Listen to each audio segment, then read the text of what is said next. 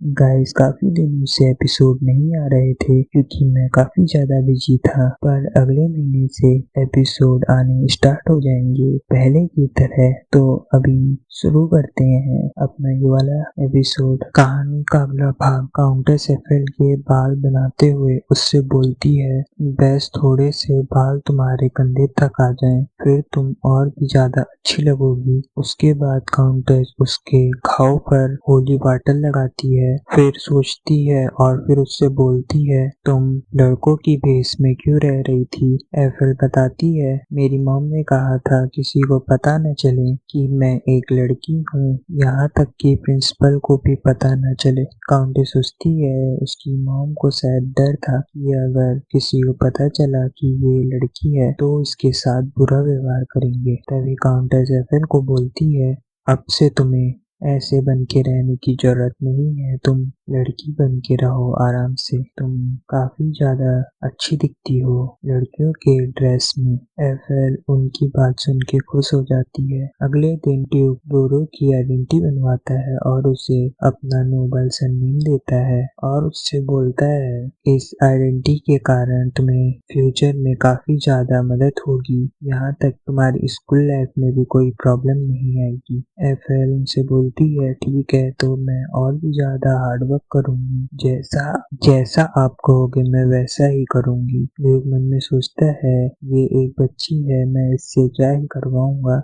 इसी के साथ वो उससे बोलता है, तो मैं तुम्हें आदेश देता हूँ, जाओ और बाहर जाके खेलो, दूसरे बच्चों की तरह खेलो। एफएल खुश हो जाती है और एंडी के साथ वहाँ से बाहर चली जाती है, जहाँ एंडी और एफएल दोनों ही गार्डन में बैठे होते हैं। एंडी रोरो से बोलता है, तुम मुझे मास्टर क्यों कहती हो, क्या तुम मुझे ब्रदर नहीं बोल सकती। एफएल थोड़ा हिचकिचाती है और फिर बोलती है, ब्रदर बोलना थोड़ा असभ्य होगा।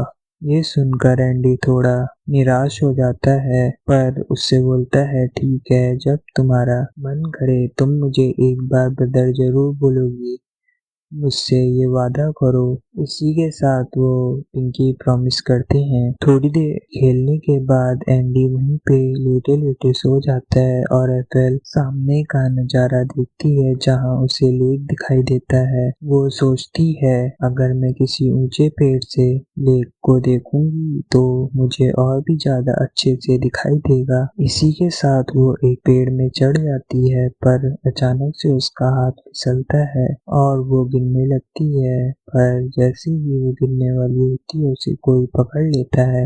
ये अपना एमसी होता है। एफएल सोचती है, ये देखने में कितना अच्छा है, बिल्कुल ड्यूक की जैसे दिख रहा है। थोड़ी देर बाद एफएल को पता चलता है कि ये ड्यूक का सबसे बड़ा बेटा है। ड्यूक की पूरी फैमिली एक साथ बैठ के टी पार्टी कर रही होती है। दूसरी तरफ एफएल ड्यूक के सबसे बड़े बेटे के बारे में सोच रही होती है और उसे काफी ज्यादा शर्म आ रही होती है। तभी काउंटेस रोरो को उनके सबसे बड़े बेटे का नाम बताती है, जो कि यॉथ होता है, हम तो इसे एमसी ही कहेंगे। वो सोचती है, ये बिल्कुल ही ड्यूक के जैसे है, और जब ऐसा सोच रही होती है तभी रोरो एमसी की तरफ देख रही होती है।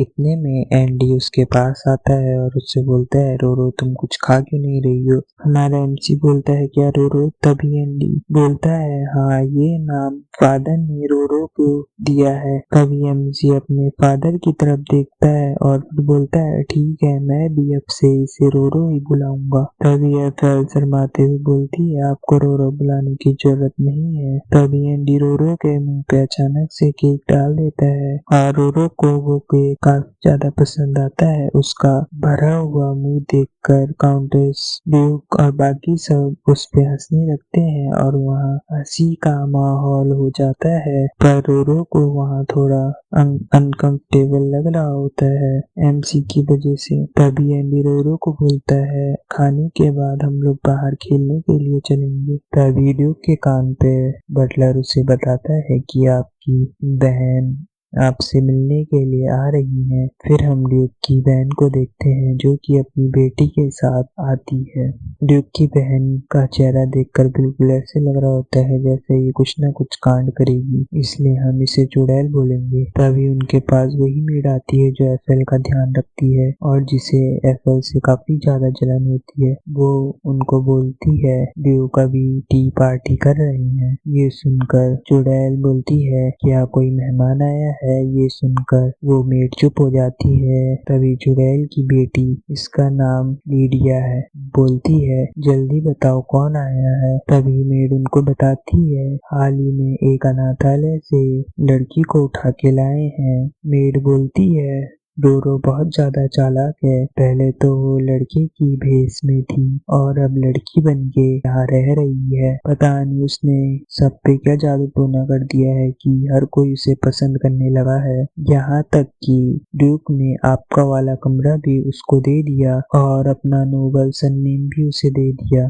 ये सुनकर चुड़ैल को काफी ज्यादा गुस्सा आता है। तभी टी पार्टी के अंदर चुड़ैल और लीडिया आते हैं जहाँ वो देखते हैं कि एमसी रोरो के गिलास को देखता है जो कि खाली होता है, तो उसके गिलास में जूस डालने लगता है। ये देखकर लीडिया को गुस्सा आता है क्योंकि उनको पूरी तरह से इग्नोर कर दिया होता है, पर वो गुस्सा अपने फेस में नहीं दिखाती है और वहाँ बड़े आराम से अपना और वो एक बहुत अच्छे बच्चे की तरह व्यवहार करती है। और जब टी पार्टी खत्म हो जाती है तब एंडी रोरो को बताता है मुझे लीडिया बिल्कुल भी पसंद नहीं है क्योंकि वो हमेशा ही मेरे भाई के आगे पीछे घूमती रहती है। वो उसको काफी ज्यादा पसंद करती है और मुझे एक नौकर की तरह ट्रीट करती है, पर मेरे पास अब तुम हो तो अब से मैं सिर्फ तुम्हारे साथ ही खेलूंगा। इसी के साथ एंडी रोरो का हाथ पकड़ता है, पर जैसे ही उसका हाथ पकड़ता है एफएल को दर्द होता है, जिसे देखकर एंडी घबरा जाता है। उसे पता चलता है कि रोरो के हाथ में चोट लगी है, इसलिए वो डॉक्टर के पास जाते हैं जहां डॉक्टर रोरो के जख्म को देख और थोड़ा हैरान होता है। फिर रोरो को पूछता है कि क्या तुम्हारी चोट हमेशा ही इतनी जल्दी ठीक हो जाती है। रोरो कहती है हाँ, बड़ी से बड़ी चोट काफी जल्दी ठीक हो जाती है। डॉक्टर मन में सोचता है अगर काउंटेस ने इसको होली वाटर भी दिया होगा तब भी ये मुमकिन नहीं है कि इतनी जल्दी इसकी चोट ठीक हो जाए।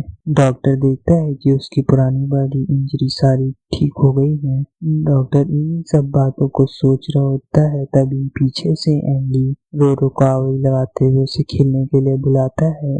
वहीं दूसरी तरफ रोरो को एहसास होता है कि उसे भी कुछ बनना है और वो सोचती है मैं अब एक डॉक्टर बनूंगी जो कि सबकी मदद करे। और जब एंडी रोरो के पास खड़ा होता है तभी वहाँ लीडिया आती है जो रोरो को आवाज लगाते हुए बोलती है चलो हम दोनों एक साथ खेलते हैं। वो बिल्कुल एक फ्रेंड की तरह व्यवहार कर रही होती है। रोरो सोचती है ये एक नोबल लेडी है तो मुझे इनसे कुछ न कुछ सीखने को मिल जाएगा। इसी के साथ वो उसके साथ चलने को तैयार होती है। तभी लीडिया एक इविल स्माइल हंसती है